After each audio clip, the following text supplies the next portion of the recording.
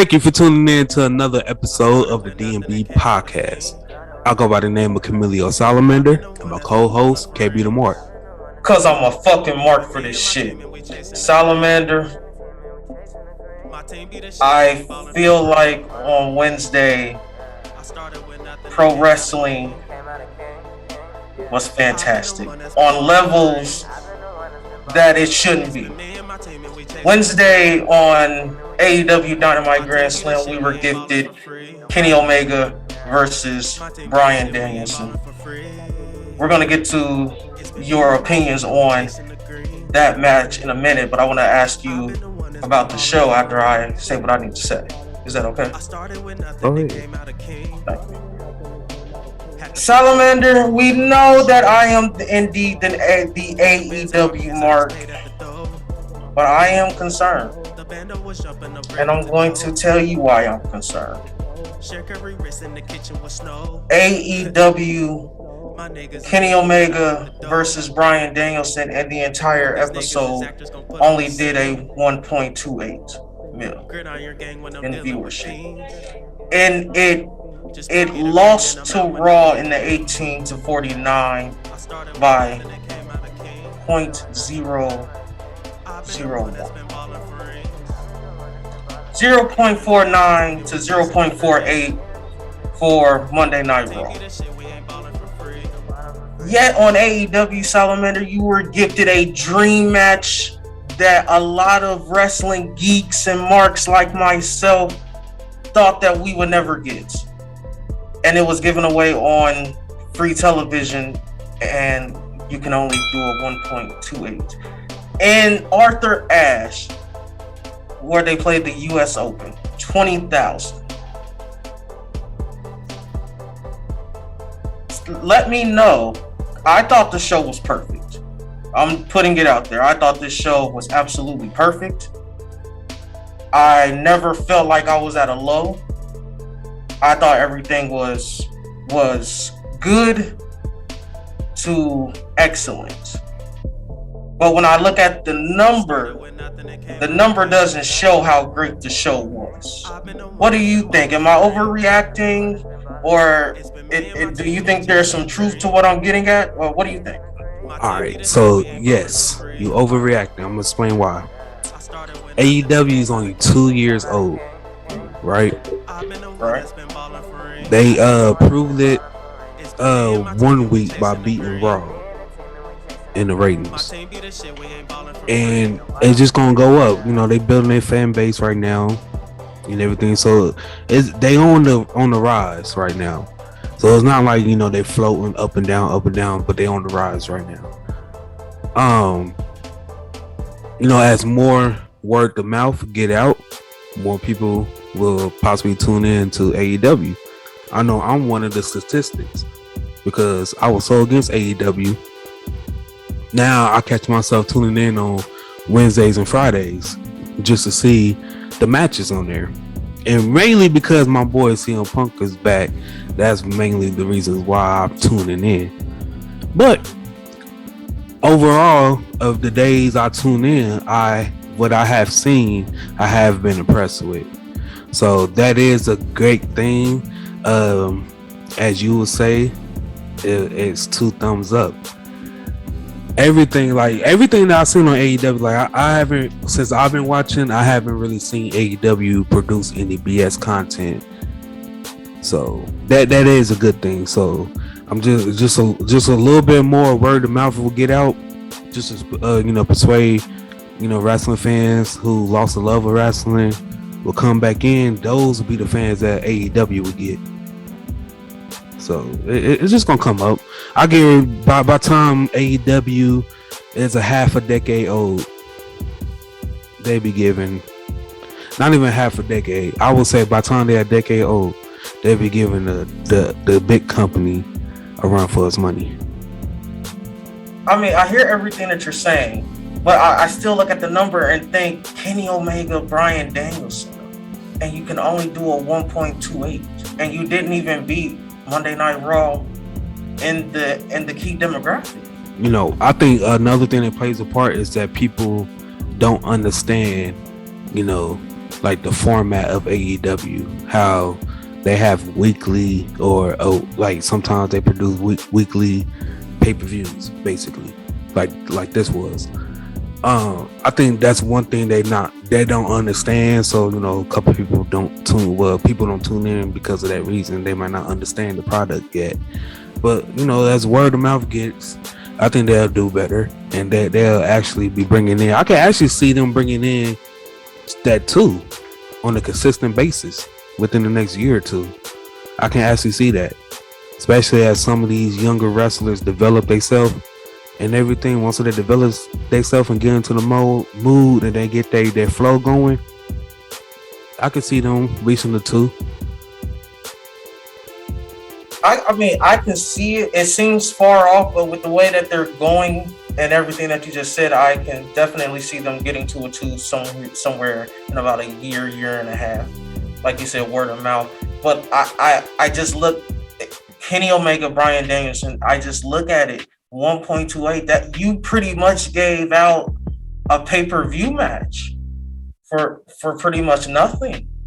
Like, you didn't even hit 1.5. I was going in with the impression this match alone brings in the 1.2.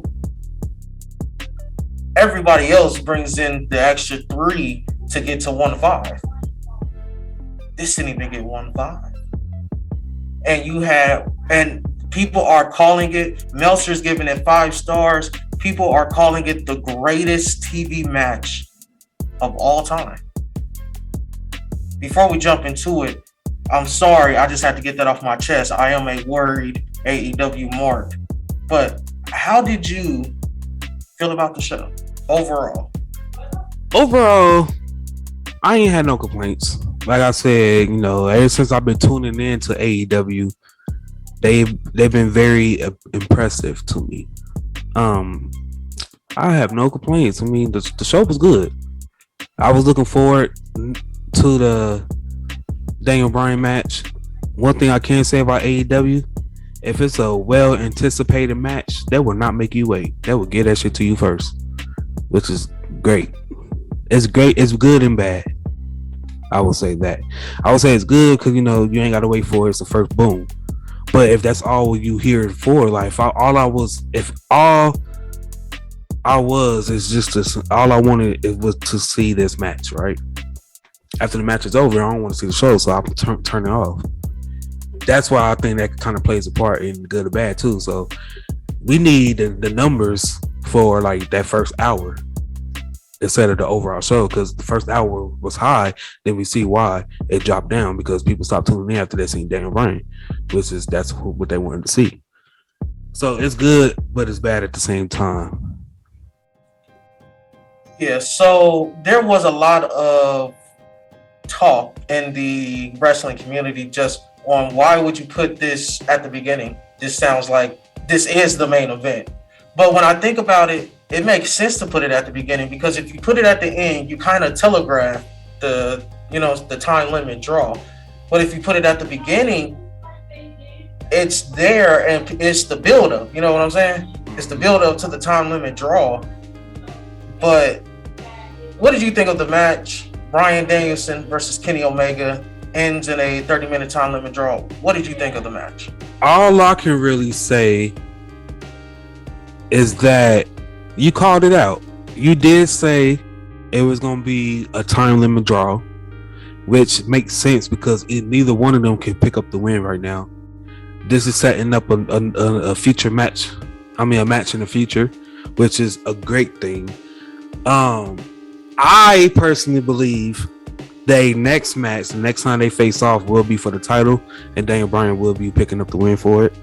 That's what I do think that, because I mean, Daniel Bryan, he ain't like he's rusty or anything. He's the hottest superstar right now, like the hottest free agent. Now he's with AEW, so he's up there like CM Punk, and then it's Daniel Bryan like right here, like with being over with the crowd in AEW right now.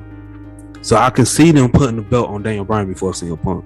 I can see CM Punk getting the title later on, basically after he go through his list and stuff. But the match was great. It's great. You know, we was talking about Daniel Bryan, thinking if he can go that, 110. I won't say he can. It's just one match, and it's with a professional. So he knows what he's doing. But I would actually like to see him wrestle somebody like MJF, Daniel Bryan. Well, not Daniel Bryan. Bryan Danielson and MJF. Bryan Danielson, Darby Allen. Somebody young to see if he can go 110% with somebody that's young. If he can, do you go ahead? But I think that's gonna be the moment factor. It's him facing somebody that's not as experienced as him, but just to see if he can go 110% that he won't. Because if you think about it, at least 70% of the roster is new. It's not not really vets like that. Like they only been wrestling for 7 years and less. So we'll see. So one of the reasons he left WWE is because he wanted to test himself. Remember when he said Vince was very overprotective of him? When I saw this match and I saw the Snapdragon on the LED floor, I said that's exactly why Vince didn't want you taking bumps like that. You know damn well you wasn't taking that bump in WWE. And then it led to the Super V trigger where he went all the way up the rampway. The Snapdragon off the top rope. This was very stiff. And I'm sitting here and I thought he was legit hurt. It might have just been how great of a seller he is. And I think this is the Bryan Danielson that I'm going to come to enjoy, because I didn't enjoy Bryan Danielson. I didn't enjoy him when he was Daniel Bryan in WWE. I didn't like it. I didn't like it. It felt like it was being forced upon him. When he went heel, that's the only time I was really a Daniel Bryan fan. But this Bryan Danielson, who just wants to wrestle and who cares about professional wrestling, give me more of this. If AEW wanted to hot shot, which I don't think they will, I think they will do a 60-minute Iron Man match for the championship that Bryan Danielson will lose, because we're getting some more wins before we do that pay-per-view match, so that way he can take a loss. But we do that so we can bring in Hangman Page. But this Bryan Danielson, and I absolutely agree with the wrestlers you named, Darby Allen, MJF, a Jungle Boy. Give me some more Bryan Danielson, Adam Cole. Remember, that was WWE when they did it. This is AEW. That might be a completely different type of banger. This match was fantastic. I don't think right now. I think they should hold off on that for at least for a year. You can finish telling the story of Adam Cole being with the Elite. Adam Cole didn't have his first match yet, but you can tell them, the story of Adam Cole being with the Elite, and then whatever story you're gonna tell with that, however heat or cheers he'll get from the crowd with that. In the meanwhile, you telling the story with Daniel Bryan wrestling younger talent and all that stuff. Then you can hit them with the feud between the two. But I think as of right now, it's too soon, because it's like, y'all giving us two WWE guys. Like, I think let them do what they're going to do on the roster. Let them be established with the roster for right now. Then you can go ahead and have that feud or that match. Because that's one thing I do hate, and I'm glad I haven't seen it a lot, is that, AEW putting, the like Miro versus John Moxley. Like, we don't want to see that. We seen that in WWE and stuff like that, So I'm glad that they ain't did too much of that, or if not, they ain't did any at all that I know of. Well, Adam Cole did have his first match. He had it against Frankie Kazarian. It was a opening match of, I want to say, that was on Dynamite or Rampage. I can't remember. No, Dynamite. It was the Dynamite opener, not this week. I want to say last week's Dynamite opener. That makes sense. I didn't watch that week.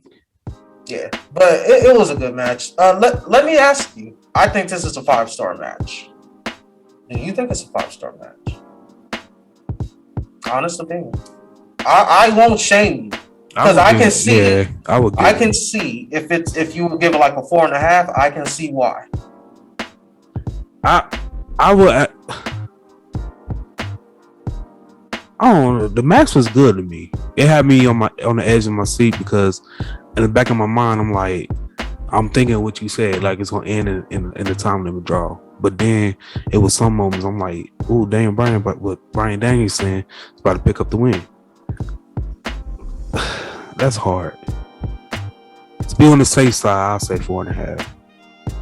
Fair enough. I like I said, I can see why if you can give it. You can't go anything lower than a 4.5. I would give it a 4.5. 4.5. Okay. I think it's 5 stars. Meltzer said it was 5 stars. And all of the matches on the show was between 4 to 4.5. Yeah, all that's of what the I matches. thought. That's what I thought. I would give. I don't know if this makes sense. I would give all the matches between 4 to 4.5 stars, but the pay-per-view the show overall is a 5-star, if that makes sense. Yeah, absolutely. I mean, like I said, I thought the show was perfect. So obviously, when we get to the scoring at the end, you already know where I'm at. I didn't think anything on the show was wrong, especially what happened next. Because how else can you follow a Bryan Danielson, Kenny Omega match time limit draw? You throw CM Punk out there, and you just tell him to go out there and promote his match against Powerhouse Hobbs. CM Punk with the live mic salamander. What did you think? See, now, the CM Punk, you never, a CM Punk promo, it's never wrong. I love all of CM Punk's promos. I mean, like you said, you just go out there, give him a mic, tell him what to talk about, he'll entertain you. But my main concern is seeing CM Punk wrestle, what's his name? Powerhouse Hobbs. Yes, because we seen the last time he wrestled somebody big like that, it didn't go well, aka him and Ryback. That's my main concern, especially him being 7 years off and he only had one match, and that match, it was good, but you could kind of see where he needed to work on that because he ain't been in the ring for so long. And then he just going in the ring with this big muscle, big E dude. That's really it. I mean, that's my main concern. I just hope Powerhouse Hobbs is more safer than Ryback was. I can pretty much assure you that Powerhouse Hobbs is way safer than Ryback. For one, Powerhouse Hobbs doesn't want to be responsible for the guy who put CM Punk on the shelf. So there's that. Before I jump into what I think about the actual match itself, Cult of Personality is starting to get the Judas feel. The Judas effect, no pun intended, where it's being sung just as hard as they sing Judas. Do you like that? Mm-hmm. Every time he come out, I sing along too. Yeah. They need that one, because I feel like once we got it in WWE, it was taken away from us too soon. I.e. him leaving. Like I think it started to once you heard that the static first, you just knew it. And then the crowd get hyped, but once they got to that point, it was gone. He was gone. I think the match on Rampage is going to be a banger. I think this is one. You had a question with CM Punk right before All Out, saying if he could carry a match. I know that was one of your concerns back even before the All Out match. I think we're going to have that put to the test. I think he's going to have to carry Powerhouse Hobbs through to a great match. No, don't get me wrong. Powerhouse Hobbs is going to make him look like a star. But can CM Punk make Will Hobbs look like a star as well? And that's the bigger question. Yeah, who he was trained by? Who? Powerhouse Hobbs. Who? The best Intercontinental Champion ever. Taz? No. Ezekiel Jackson. Really? Yeah. I was trolling with that, but he was really trained by him though. He ain't the best Intercontinental. You all know that's either Miz or Chris Jericho. Le Champion. Next up, we have Brian Pillman Jr. versus Maxwell Jacob Friedman, MJF. Now, before I ask you your opinion, did you get the tweet I sent you? Yes. Did you see that? Yes. Yes. I was gonna say that too, but I'm gonna wait my time. No, I just wanted to know if you got it because that's heel work of an entire different level for that. But what did you think about the match, and what did you think about what you saw? See, I like the build up because it was a lot of trash talking between the two. I like, none other than BPJ.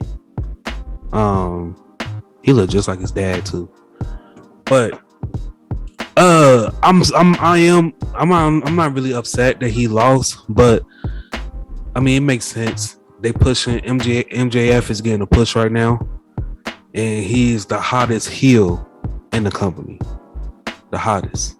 Maybe even be the high. Well, I ain't gonna go that far. Okay, he's so the hottest heel in AEW. I would say that. Yes. Okay, so before you go, because I was having that discussion with myself as well.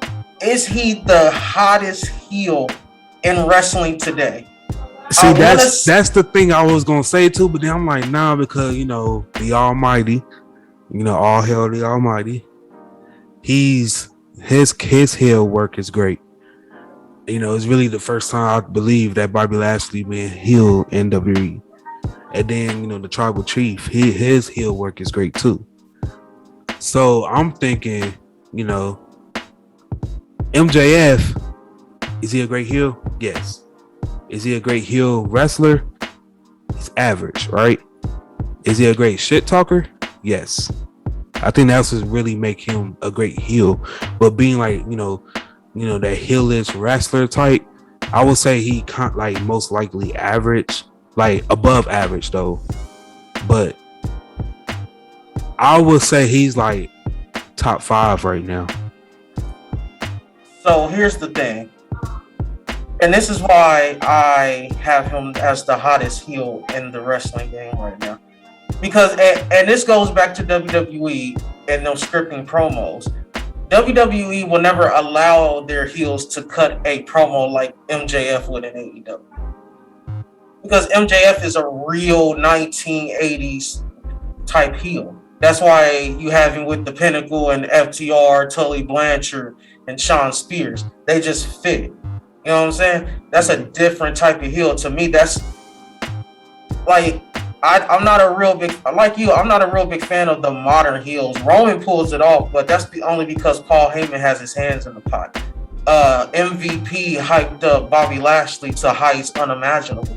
But, they're not doing it by themselves. MJF is that 1980s heel, or Ric Flair. He can get it by himself. He can do it by himself. And then, honestly, I would say Randy Orton, just off the sheer madness of the shit he's done in the past, but he's not heel right now. He's faced with Riddle. Randy is always a heel. Even if he's face, he's a heel because Randy got that devious look. Like they call him a viper for a reason. He's a snake. So even if he's a heel, even if he's a face, he could be the number 1 baby face in the company. You still look at him and be like, he about to do something shiesty. Like he always have that look on him and stuff like that. So even if he's a babyface right now, I don't never really consider Randy a babyface, especially now since he became like after the Legend Killer gimmick and now he's a Viper. He's like he always got that devious look, like he's up to something every time. Okay, so can we even with him being with Matt Riddle, it looked like at any moment like, all right, Matt, you lose this belt, I'm gonna RKO you. Like that's what it looked like. Every time he look at Matt Riddle, like I'm about to RKO you. Okay, so can we agree Randy Orton 1A, MJF 1B? Just only because the WWE... I won't even put MJF at 1. What? Yeah. Because I'm saying, like, Roman and Bobby work is great. But other people got their hands in it. I don't know. I feel you, bro. You got to think this is a different type of heel work in AEW. This ain't all the same. Yeah. They're not going to allow, WWE's not going to allow Roman or Paul to come out here and trash a city trash the people in the audience. They're not going to do that. That's what MJF does. Remember when they came to Cincinnati, he trashed Cincinnati. It's mid. Roman proved and Bobby proved that, you know, they don't need that mouthpiece, that they can handle their promos on their own. It's been proven a couple times already, though. I don't know. That's a hard debate. But maybe we need to do a list on that. The top heels right now in wrestling. It sounds like something we can. Yeah, that sounds like a good ass debate. Yeah, it does. Y'all let us know in the comment section below if y'all would like to see that list.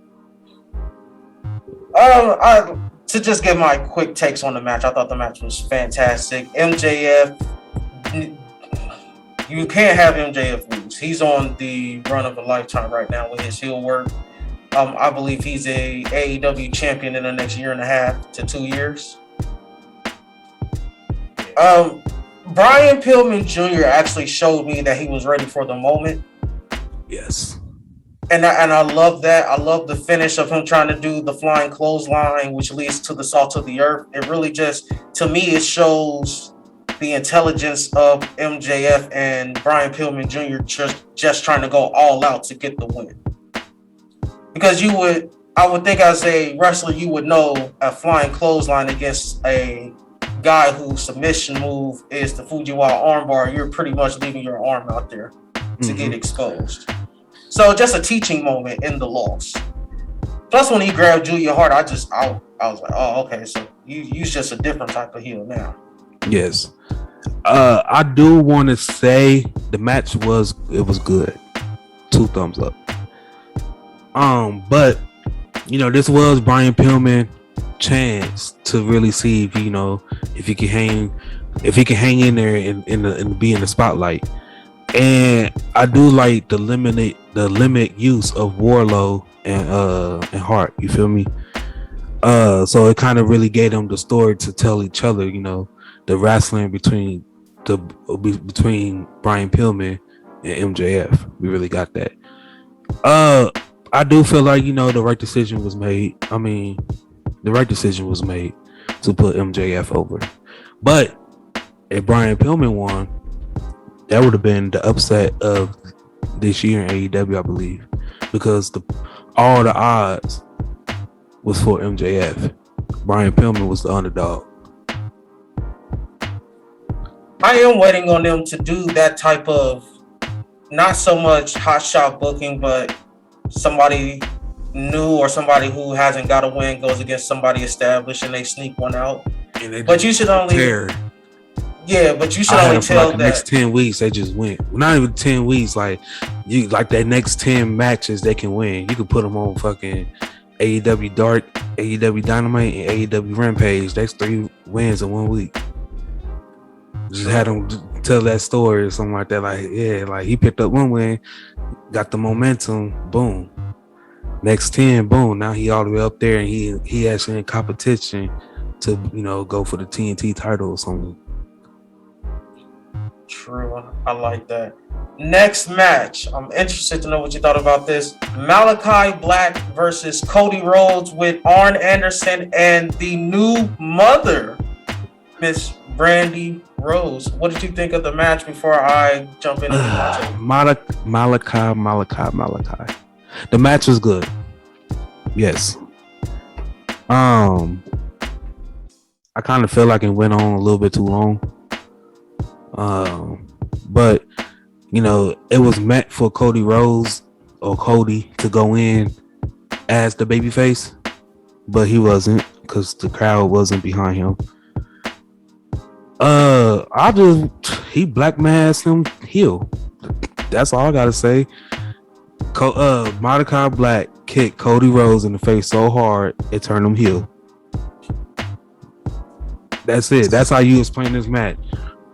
Cody Rhodes got kicked in the face so hard he wanted to be a bad guy.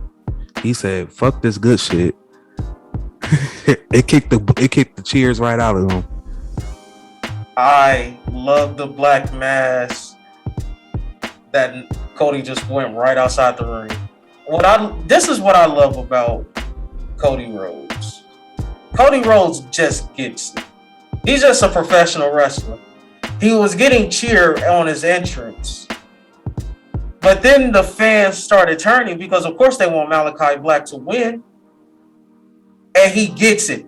Did you see when he noticed it and he turned to the hard cam and he said, got it. He started wrestling more heel. I love the spot with Arn. They saying Arn slipped. I did not see it. But I love the spot with Arn. How did you feel about Brandy getting in the ring when Malachi Black sat down and she gave him the two birds? I was hoping that he and Black Mass hurt. We can't do that. It's AEW.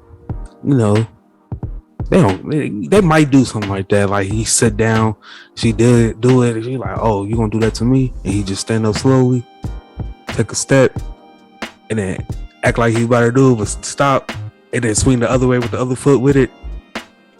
That'd been dope. That would have been crucial. Like the leg that he bought it, that he always do it with. He lifted up like he's about to, and she flinched real hard.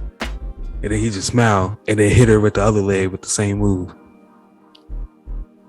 You know what? If you were going to have Malachi Black just completely decimate and do a Cody complete like broken heel turn, that would be it. Because if he gonna turn him heel, you might as well have Malachi Black basically whoop the whole family. Have him do that next week on Dynamite. Have him beat Dustin, and then you just tell the story. Well, they already did. Beat Arn, had him just attack Arn Anderson. But they already did that. They told that story already. But I will, have it do more. Like, nah, I ain't done with you. I want Cody to understand. So, they set up the match again. This time he beat him worse than he did the last time. And then after the match, he attacked Arn Anderson, and then you just write them off TV for a while.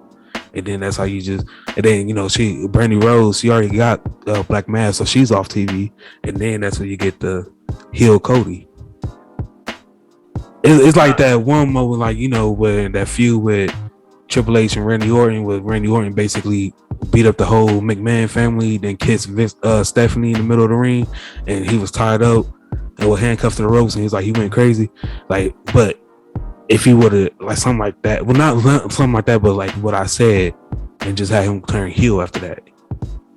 No, I get it. Then you get that perfect heel versus heel match. Then you had Cody go over.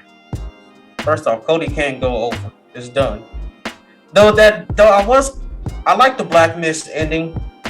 It's called the Black Mist now. I thought it was still called the Black Mass. No, he sprayed the mist. He sprayed the mist in his eye, and then he got the roll up with it. He pulled out Asa. I think your boy Tajiri used to do that in the past too with the green mist. Yes, yeah. But yeah, that's how Malachi Black got the win. That concerns me though. Are we doing a third match? Cody goes over. I don't want a third match. I really think at this point the feud should be over. There's no point. I mean, he whooped the shit out of you when he first came. He whooped your brother. I mean, then he whooped you again in an official match. Ain't no need to. At least if they gonna do a part 2 or a part 3, if they gonna do it, I wouldn't do it right now. I will go ahead and have them move on for a few, pursue the next thing. Like, if you're gonna you could tell the story with Cody in the process of him turning heel. And once you have him finally turn heel, then that's when you can set it up. Have Malachi doing whatever he's doing. Then once the Cody finally break, he turn heel.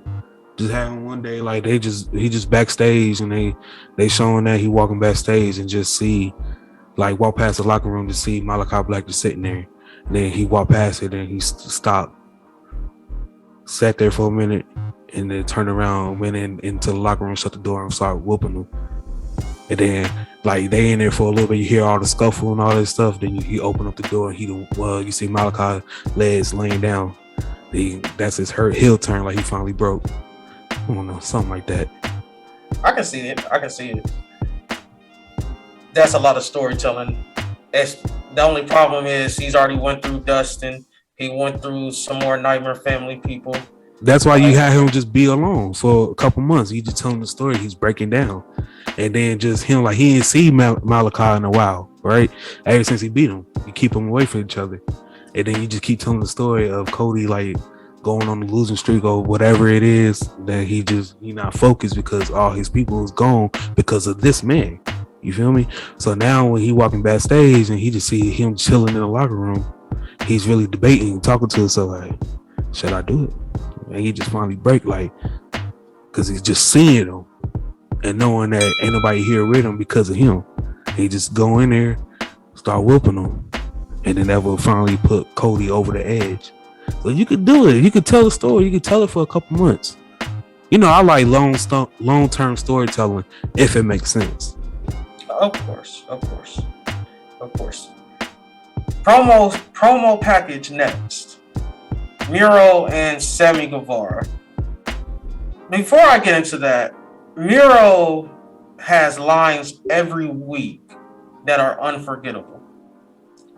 He said that he broke his he says, yes, Miro broke his neck in 2012, but his God healed him, and his wife demands pleasure, sometimes pain.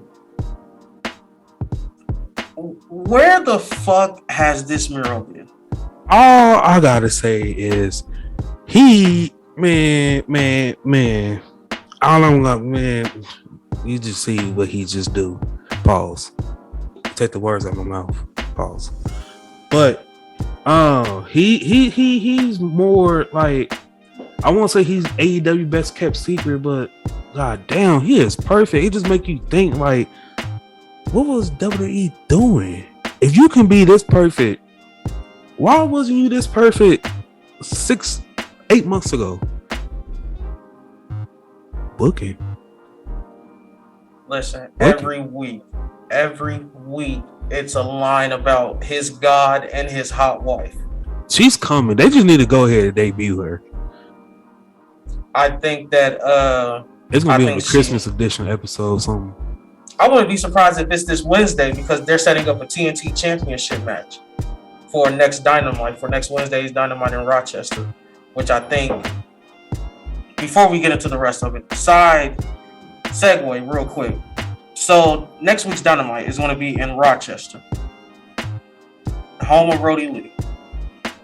And apparently it's being reported that there's a clause that Bray Wyatt, Wyndham Rotunda, could use, if he hasn't already used it, to waive his 90-day non-compete, allowing him to debut next week. And the Dark Order right now is in shambles. Do you think he shows up next week in Brody Lee's hometown? To be honest, at this point, I won't be surprised. It's so many, like I told you, when you said Adam Cole, Daniel Bryan, I was like, no, they ain't going. I believe it when I see it. And then not only did they go to AEW, they fucking debut on the same night. Mind blowing. Then CM Punk went before them, but just them three alone, I'm not surprised at this point. I won't be surprised if I tune in on Wednesday and just see Bray Wyatt, the formerly known as Bray Wyatt, on AEW. I wouldn't be surprised. I mean, at this point, I want to see if he do go to AEW or just wherever he goes. I want to see this new Fiend character that we supposed to be getting, because now, especially if you go to AEW, I know that will give him full creative control. I know that for a fact. So it just brings more interest to his gimmick and this character that he's been giving to us, that he can continue the story that was never finished in WWE. I have a sneaking suspicion he is going to debut next week. I don't think he's coming back as a fiendish character. I think he's coming back as cult leader Bray to finish the job that Brody started. Yeah, they're gonna slowly tell it. He gonna slowly tell it, like, cause you know Bray Wyatt, he gave us hints to the Fiend in 2015. So like he's been telling the story. So he's probably gonna have something like since his time away, the Fiend decided not to come out, and so it's something like that. So it's gonna be something like the Fiend is like fucking Venom, like it's in him, but it only comes out every now and then. So they're gonna tell the story, like we gonna get that Fiend character, but we not gonna get it right away, but it's gonna come. Definitely. Now to get back to what we were discussing, they're setting up. There's a TNT Championship match: Miro versus Sammy Guevara. I wouldn't be surprised if they actually want to do this and turn this into a program by having CJ Perry screw Sammy Guevara next week, and that's how Miro retains. It would actually be fantastic to introduce her and then have her do the splits with Miro while he's celebrating in the ring. Moving on to I'm sorry. Yes. Oh, I don't know. I'm just at the point. I'm like, man, just like how I was with Becky Lynch. When y'all gonna have her come? When y'all gonna have her come? Then when she came and did what she did, I'm like, no, why y'all had her come? It's just a thing. Like, if that happens, I wouldn't want that to happen because I think he already had 8 title defenses right now, 8 or 9, and then just for his latest one to be because of a distraction, I feel like that it won't make him weak, but it's like you didn't need that because you already had 8 previous defense, that you did on your own. So it's like it really defeats the purpose of having somebody run in because you can do this on your own. You don't need no distraction. You can easily pin them clean or easily make them tap out in the middle of the ring. I mean, well, looking back over his defenses, I don't think he hasn't had too many fuck finishes outside of the Eddie Kingston one. Yeah, and other than that, like I don't think I wouldn't want to tell that story now. Like they did, I would have told it when he first won the title. Like his first couple defenses, it was a win because of a screw at the end. But now, he's starting to defend on his own and finishing the matches out on his own. Versus, he did all that in the beginning, and now at the end, he's starting to get screwy finishes. I just hope they don't go that way. I hope the Eddie Kingston one is it, and they don't go that way again. Okay, fair enough. I fear that if they do that, it's kind of going to take away the intimidation that Miro has right now. Because when he comes to the ring, just because, fuck, that just seems intimidating. Like, how, for one, his physique, he looks great, and then him coming and just being known that he has 8 title defenses, held the championship for over 100 days. It just make it more like, damn, like he gonna be hard to beat and stuff. So he was like to me, you say Roman is like the big boss that you will fight out on the game. Mortal Kombat on the bridge, you fight everybody. You get to the top, and you got to fight Goro or something like that. No, you fight Shang Tsung at the very end. Yeah, I think Roman is Shang Tsung, and then right after where Goro be at, that's like But on AEW terms, Shang Tsung is Kenny Omega. Goro will be Miro. And I can see what you mean. Yeah, you wouldn't want it because he has had so many clean retentions. It's like the Eddie Kingston one makes sense because Eddie Kingston was a legit threat. Mm-hmm. So you will see him having to take a low blow to get a win. So that makes sense. I just think it would be like Miro. And I see what you mean when you be like, he would look less intimidating. But CJ Perry would really be the one taking the heat. But is she really taking any heat because everybody's going to be cheering anyway? I would love to just see her make her debut of him basically announcing her.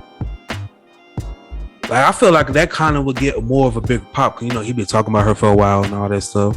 So now it's like, he go ahead, cut his promo like after his match and stuff. He like, yeah, I told you, da da da da da.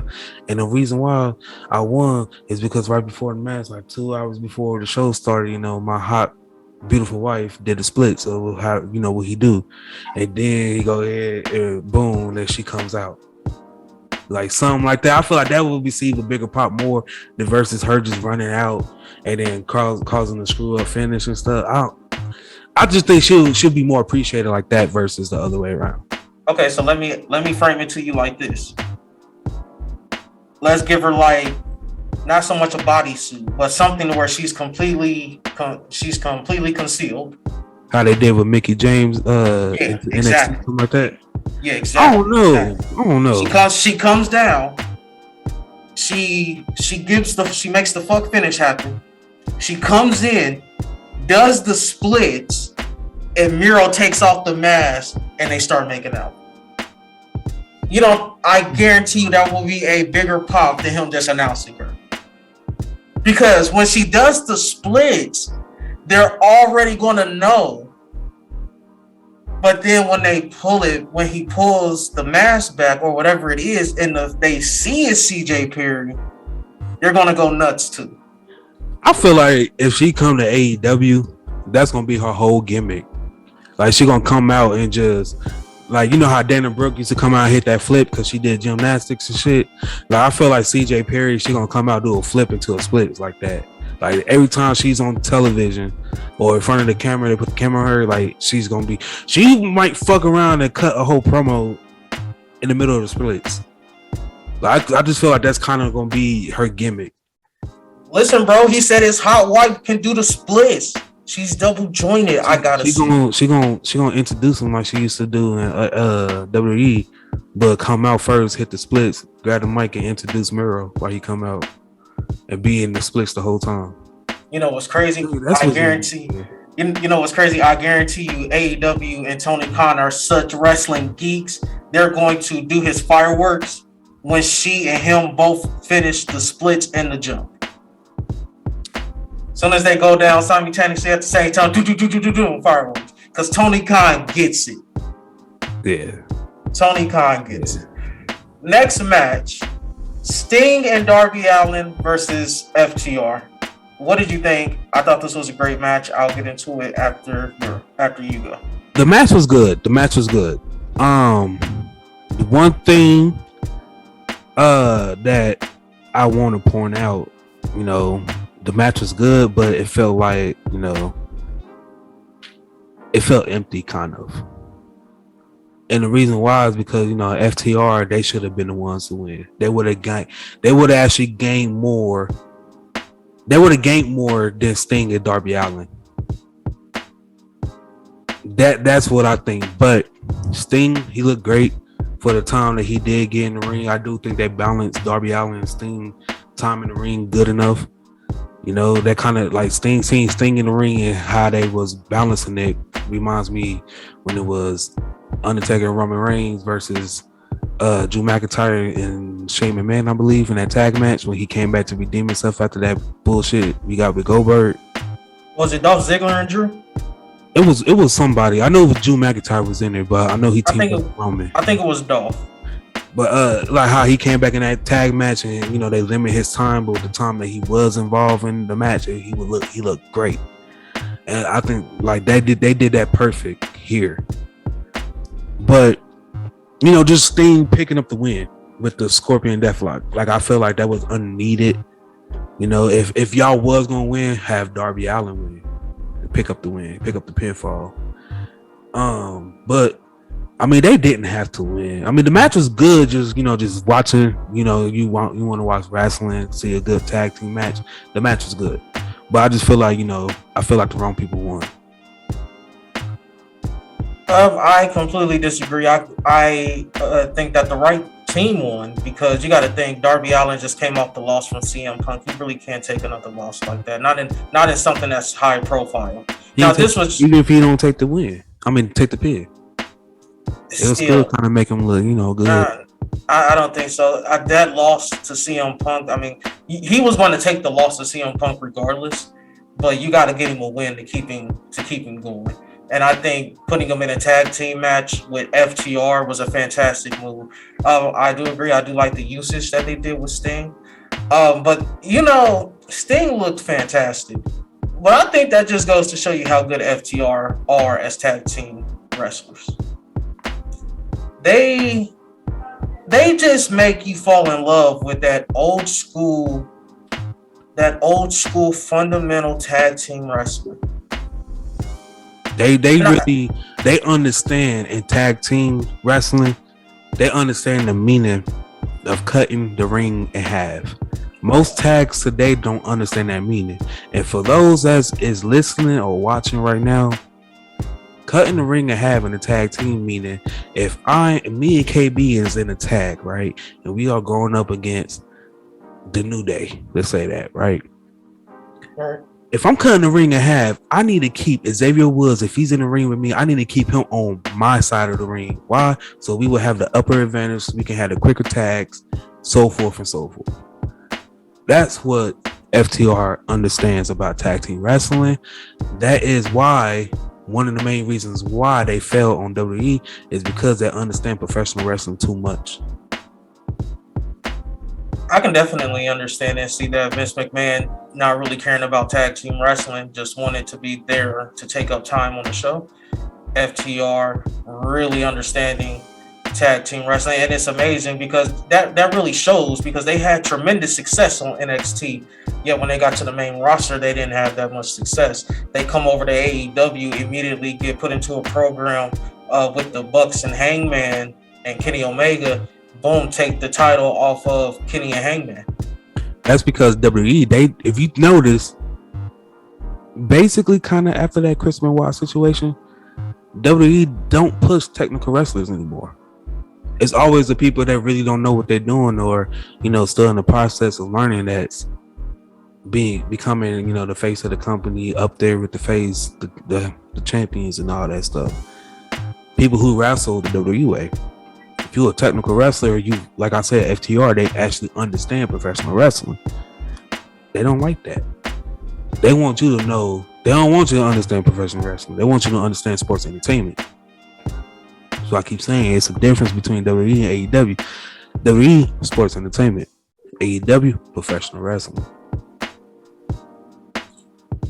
A lot of that flies over a bunch of people's heads, and a couple of examples will be the entrance. Look at both entrances.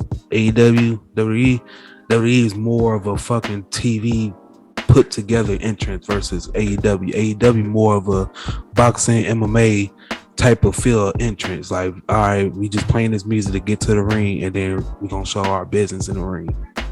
WWE is more of, I'm gonna show that I can entertain the crowd on my way to the ring, but I don't know what really I'm doing in the ring.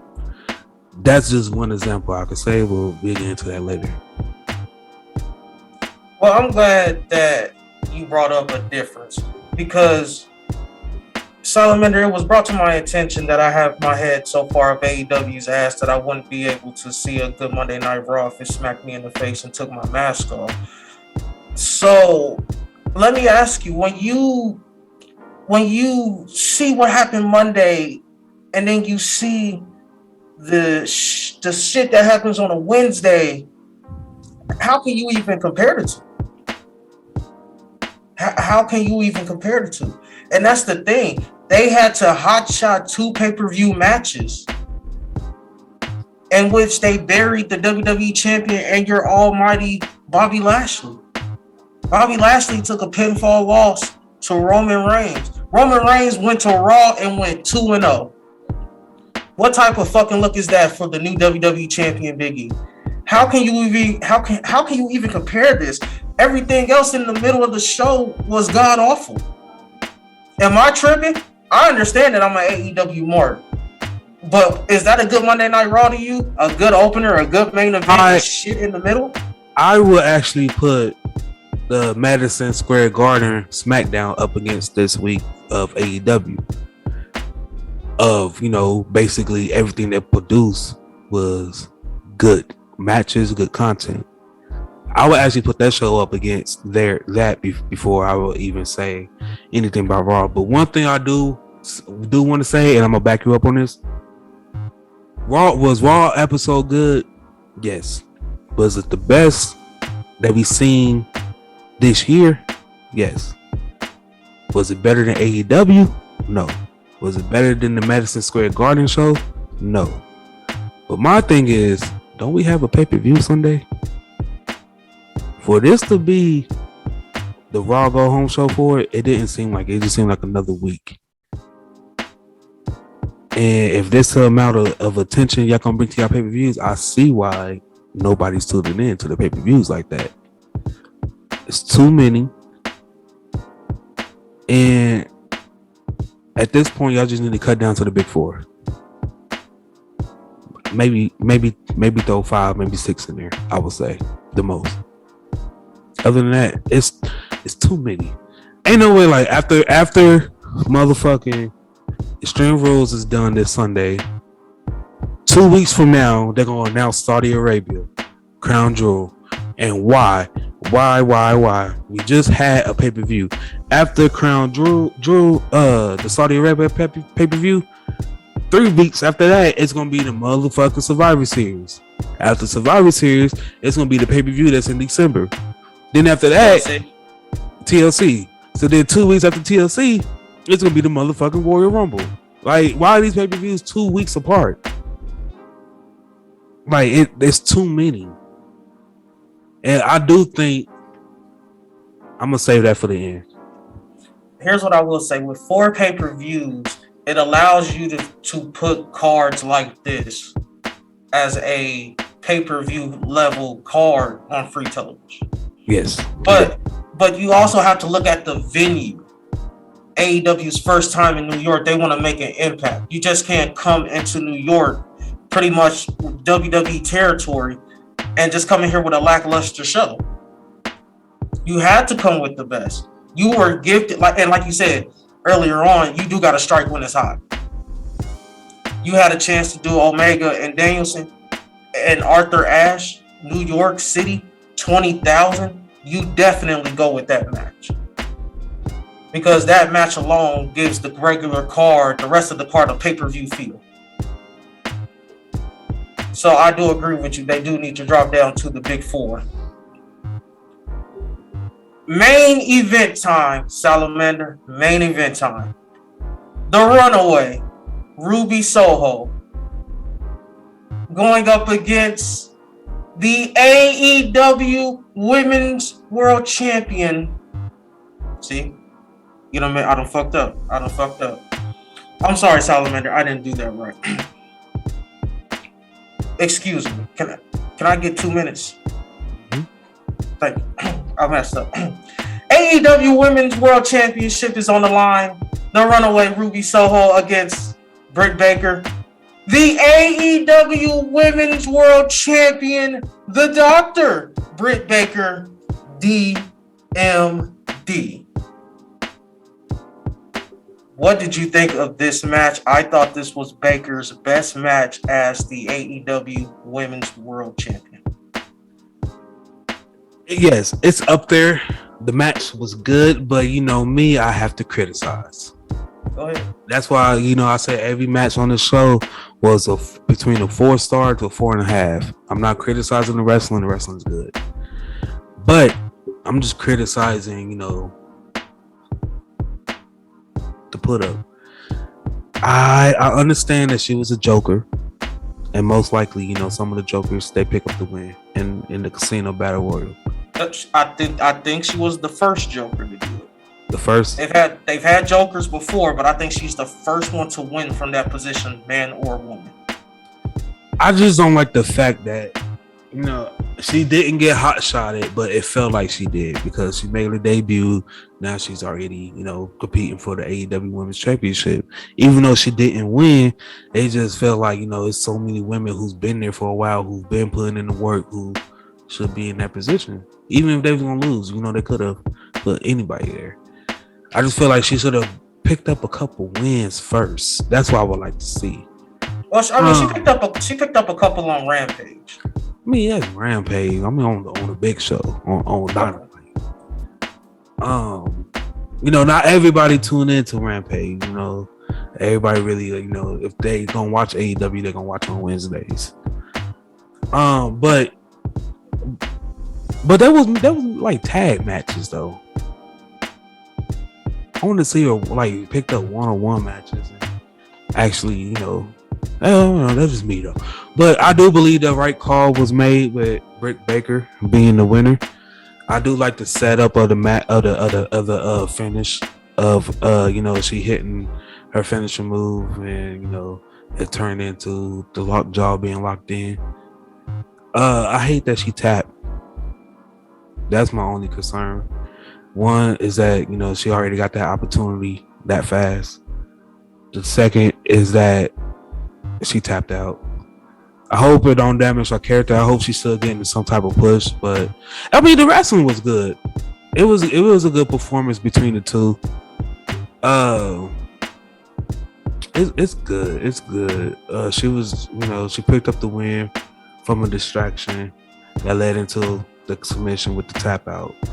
It was a good match. It just, that's just my little concern is that I just didn't want her to be, pushed to the top already, even though she's not. Just the fact that she got that opportunity first before anybody else, Like they could have had her come in as the Joker how she did, and she could have got most of the eliminations. That way you can still make her a little strong without, putting her over women who's been there longer, i.e. Thunder Rosa. Even though she is the next champion and then most likely would be the Dr. Britt Baker next opponent, I just feel like they should have did it. It shouldn't have been right now. I can see why you say that. I love the match. I love the finish. I think I'm not as harsh on the finish as you, but I can understand why. Here's my thing. With Ruby Soho taking a clean loss, that would have been damaging. More damaging than Jamie Hayter hitting her from the outside, and then the Dr. Britt Baker locking in the lockjaw. That's why she shouldn't have been there like right now. I think they know still got the same love that she got. And so I just thinking that in that Battle Royale match, she should have, they could have made her look strong by, getting most of the eliminations or taking out the big names in that match or whatever like that. I think but still have the right person come out on top, which is Thunder Rosa. I think that Thunder Rosa program, they're saving it for 2022 Revolution. So my thing is you're going to New York, and outside of Britt Baker, nobody is pretty much solidifying that card outside of a red hot Ruby Soho. So you got to keep her looking strong. You do the fuck finish. She taps out to the lockjaw. I'm with you. I don't like the fact that she tapped. I honestly would have just had her pass out. But I kind of feel like that passing out is overused now. And it seemed like ever since, the Bobby Lashley, whoever the first person he put in the Hurt Lock that passed out, it seemed like that's the move they're going to now. But they don't want this person to tap out. They just go ahead and have them pass out.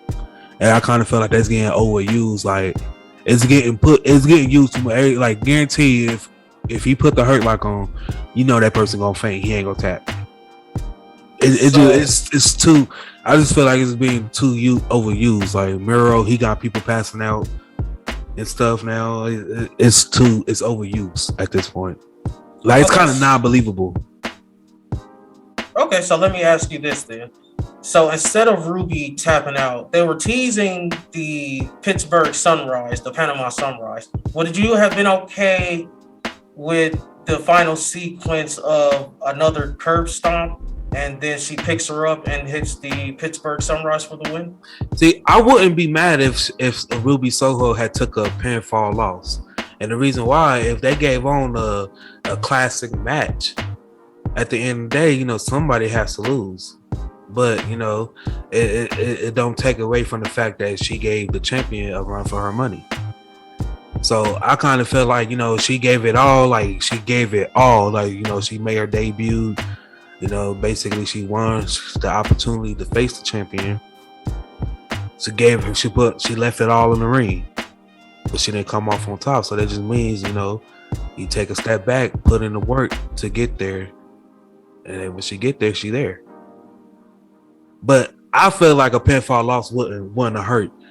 But if she would have took a pinfall loss, the match had to been A1. Like, from beginning to end. I can see that. I was very impressed with the match all the way through. Ruby Soho shows she's ready for the main event. She's ready to be a key contributor to this women's division. This match was absolutely fantastic between her and the Doctor. And what I really loved is that you saw for what I believe is the first time Britt Baker in deep waters. I thought she looked very rattled, very off her game a lot with Ruby Soho. And it's hard to gauge Ruby Soho. She's not your typical AEW type of wrestler when it comes to that women's division. She's more precise. She's very in your face with it. And I don't think the doctor was ready for that. I mean, you look at who she's won against. She's won against Hikaru Shida, who she took it off of, Nyla Rose. These are a lot of women who they're not so physical. Nyla Rose is very physical. Hikaru Shida, she's just really so much just a hard hitter. But Ruby Soho was an unorthodox type of hard hitter. Very precise. I think she hit a Saito suplex. I'm like, ooh. I'm not sure if the doctor is ready for this. I walked away more impressed with Ruby Soho than I did the doctor. Mm-hmm. And that's always a good thing. She showed that she's ready to step up and be a key contributor to this AEW women's division. Anything else you want to add to the match? Nah, that was about it. I got everything I pretty much had to say out. All right, so we are done. That is the review. What are you giving it out of 10? I'm gonna give it a 9.5. 9.5? Yeah, 9.5. Just for the little pointers and stuff I was saying throughout, the whole podcast. That's why I don't get that extra 0.5. But overall, like I said, well, shit, if I'm gonna say that, it's a 10 then. But like I said, all the matches is like between 4 to 4.5 stars. But if I have to rate the show, I would give the show 5 stars. So I would give the show 10 stars. 10, yeah. 10 out of 10, 5 stars. I'm there with you. This was like I said, this was a perfect show. Nothing on this card was bad.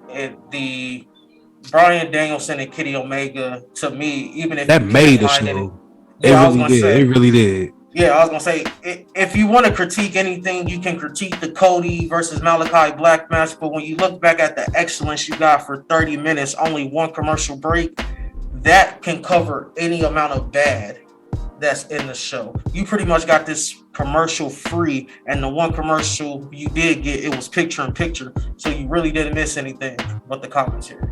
Mm-hmm. This show was fantastic. 10 out of 10 from I love the picture in pictures. WWE was doing that at one point. Don't know what happened, but I think not all W, but all wrestling shows should do picture in picture. I think it is because the TV the TV network, they still getting that money because the commercial is still airing, and then you get the picture in picture. Even if the show go over, like the show supposed to be over at 10 o'clock, but don't go over to end to fucking 10:05. Say picture in picture. Show the next show they're supposed to go on, and just still have that motherfucking picture in picture. So you won't miss out. I'm with you. Definitely. Your wrestler of the night. CM Punk. Like I said, man, CM Punk. He's CM Punk. He got the best. Man, he came out. The Daniel Bryan and Kenny Omega stole the show, right? Bryan Danielson. But yes, Bryan Danielson. Yeah, I'm gonna get it. It's gonna be a couple weeks or a couple months before I start calling him that. If I get used to it. I know. But that match stole the show. But no, the match made the show. But CM Punk stole the show. He came out. It just, man, CM Punk could be on he ain't even got a wrestler to, he gonna steal today's show on Rampage. He gonna steal it. It's CM Punk. We ain't seen CM Punk in 7 years. The person who said he would never return back to professional wrestling ever. Person who said that he didn't like how AEW approached him for a contract and said he would never wrestle for that company, to now wrestling for the company and being the most over superstar ever right now. Like the most over superstar in the last 20 years. CM Punk. I think he just wanted to. He always said it wasn't about the money; it was more so about storylines. And look where he is. And plus, Tony Khan said they've been talking since 2019. So I feel like Tony Khan always had him in the back pocket. And then, like everybody else who comes over, he referenced to Brody Lee, and that's what really said he wanted to be a part of this. Mm-hmm. My wrestler of the night, Salamander. You want to take a guess? It's Kenny Omega. Lies. What? Lies and blasphemy. It's not the doctor. Oh, okay. I'm surprised now. It's not the doctor. I'm surprised now. It is Bryan Danielson.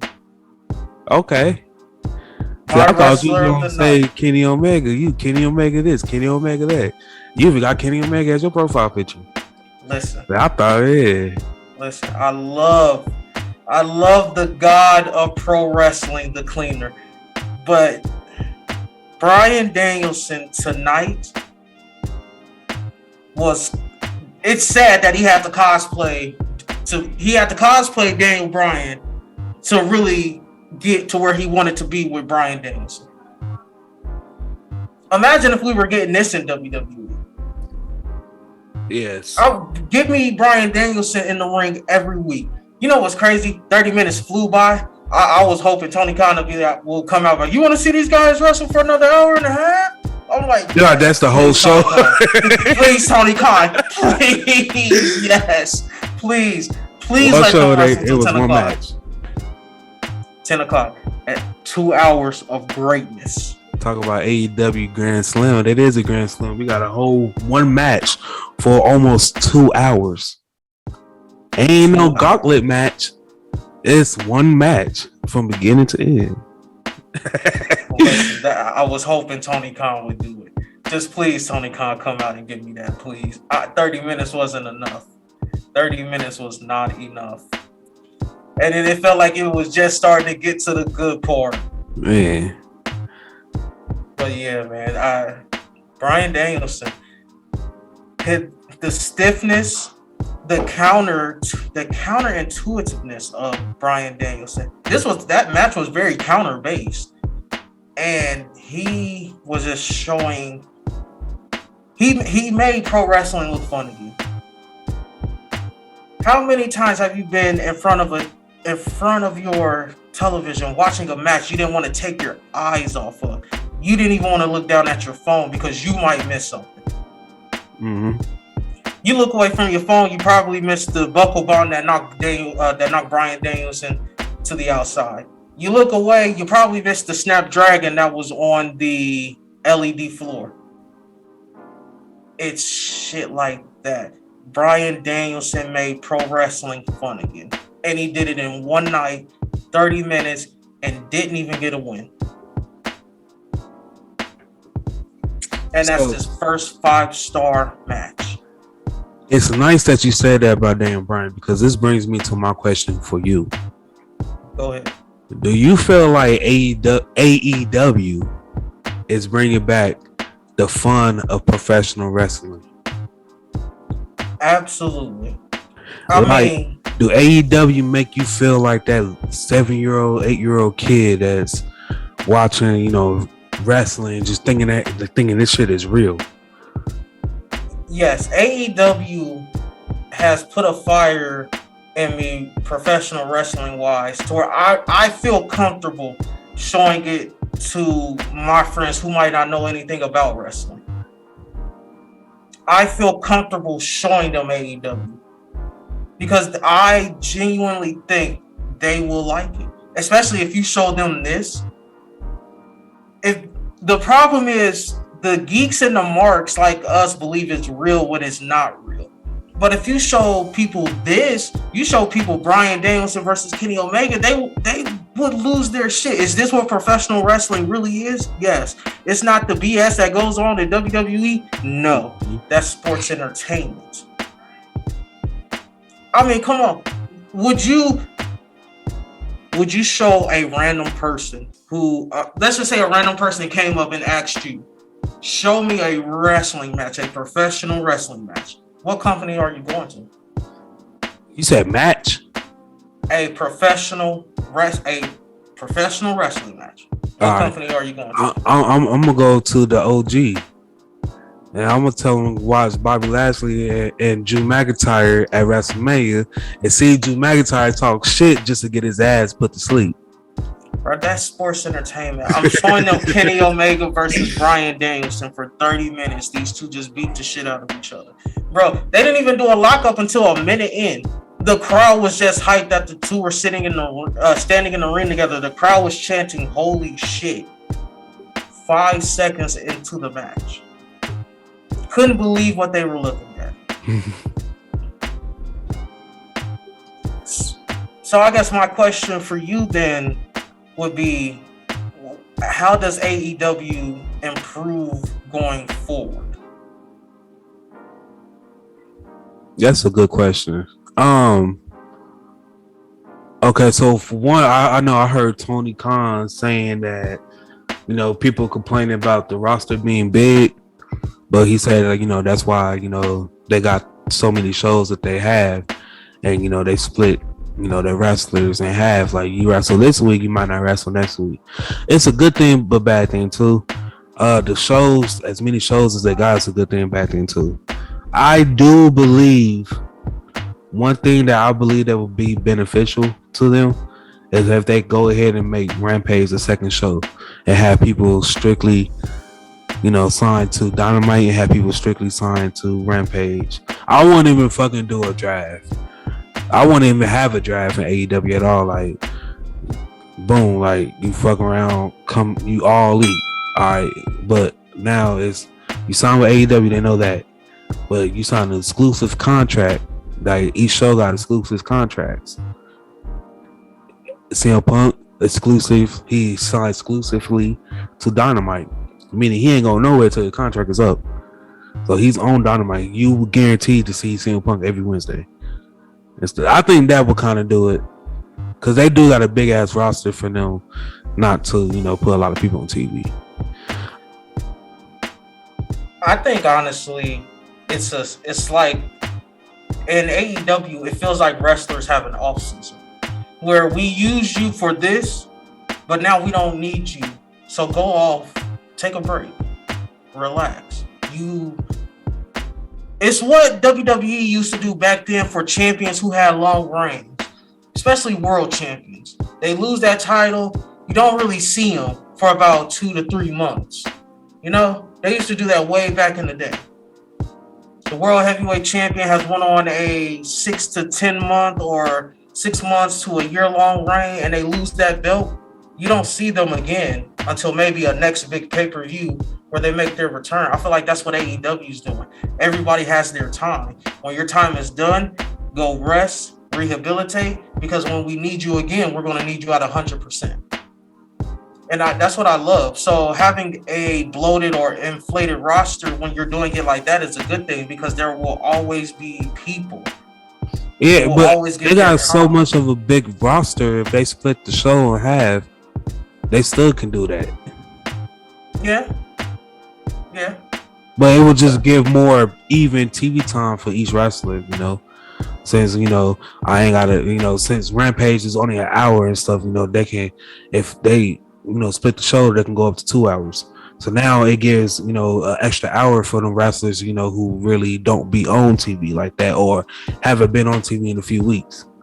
So it kind of be able to spread it around evenly. I can see that. When you put it like that, I can see that definitely.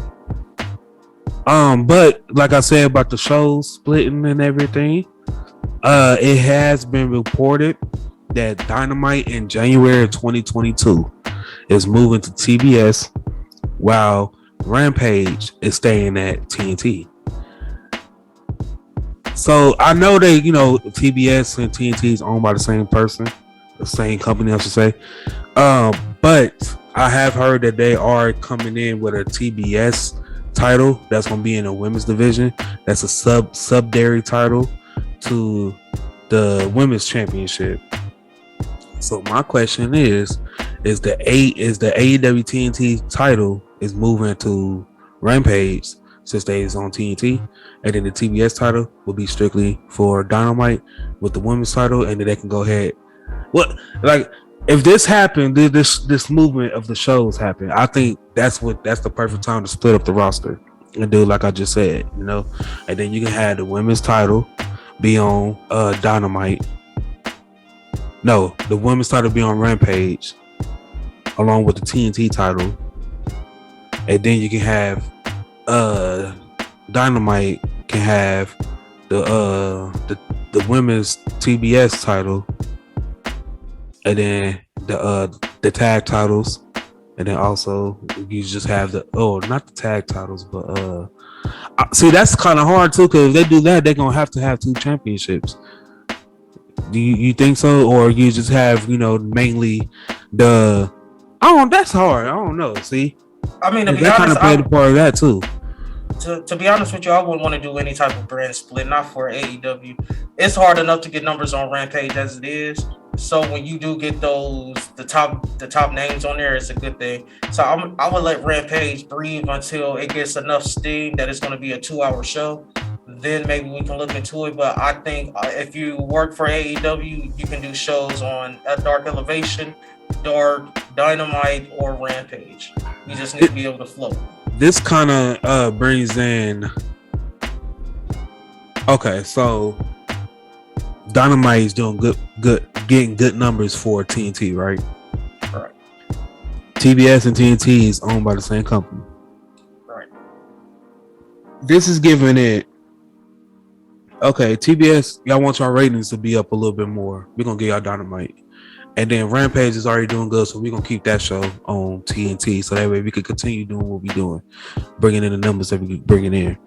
And we just going to make this show a 2-hour show. We're going to have it take the same place that it did on Dynamite. So Wednesdays from 8 to 10. And then we possibly move,